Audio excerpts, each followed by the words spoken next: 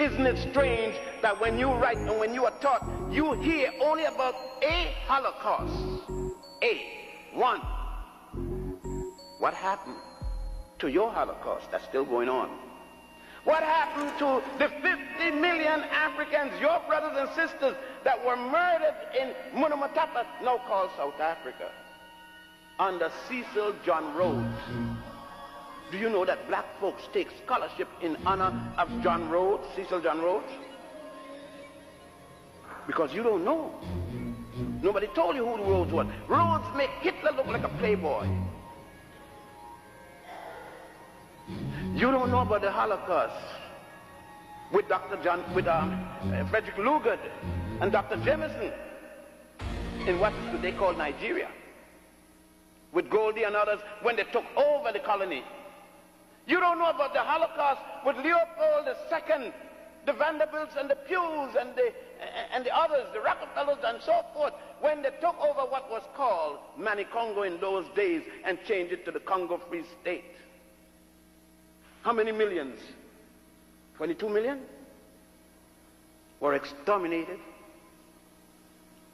African women pregnant were placed in the middle of roads, and 3 limbs put to both arms, and then cut with the horses and split them open, and the babies fell out as punishment that the men would see it. These are records. They themselves wrote, not realizing that Africans will come later to revenge these causes. But that isn't mentioned as Holocaust in any of your textbooks,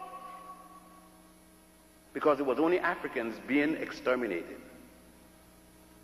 I don't expect enemies to say this, but I do expect that when you write and when you do your research, that you use the appropriate term, genocide, Holocaust, wherever it applies. When you think of the terrible crimes of the 21st century, you might think about what the German state did in World War II. Of course you would. It has well been documented, and rightfully so. But what is not well known is what they did in Namibia decades before. That's right, the first genocide in the 21st century did not take place in Europe, Asia, or the Americas, but in our very own Africa, in 1904 in a land known as Namibia.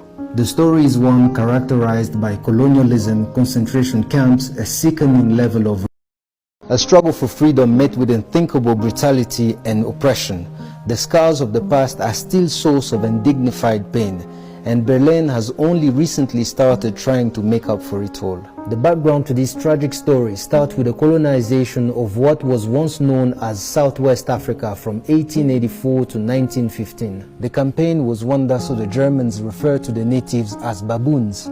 The women, indept the local population, steal their cattle and land, and enslave their colonial subjects. But the proud Herero tribe, the Nama and the San, had suffered enough and launched a rebellion against the colonizers under the leadership of Samuel Maerero and Captain Hendrik Witbooi.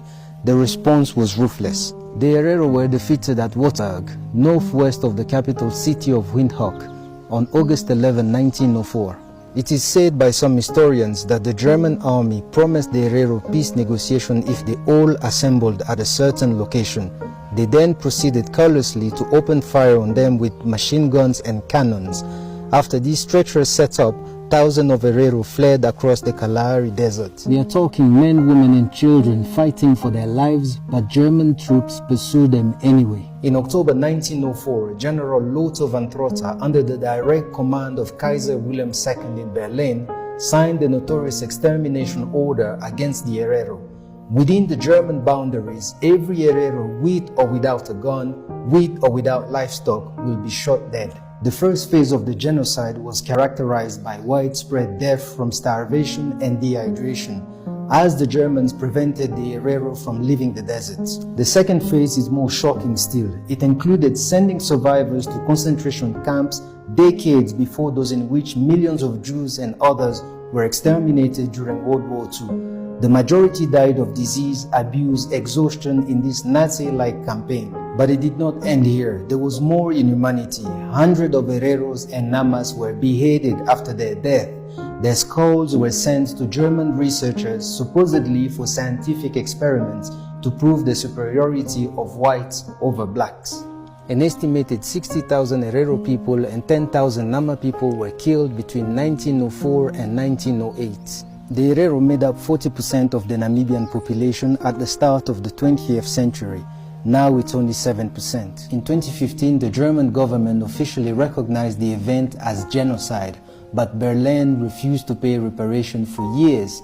In 2011, Germany started formally handing back dozens of skulls it had kept in universities and clinics. But only after Namibia's ambassador in Berlin demanded that the bones be returned to reclaim the dignity of the fallen. In May 2021, the German government also agreed to pay 1.1 billion over 30 years to fund projects in communities that were impacted by the genocide.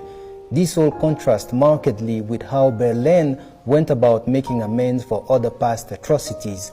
For example, Germany took responsibility for the Nazi Holocaust of the Jews almost immediately after World War II and has paid billions in reparations since, so it's fair to say the treatment is different, very different. This makes it hard to shake the suspicion that the horrific genocide of the Herero, like others in Africa, is largely forgotten, erased from the collective memory of an unapologetic European colonizer who gets to decide what the newsworthy story of pain and suffering are.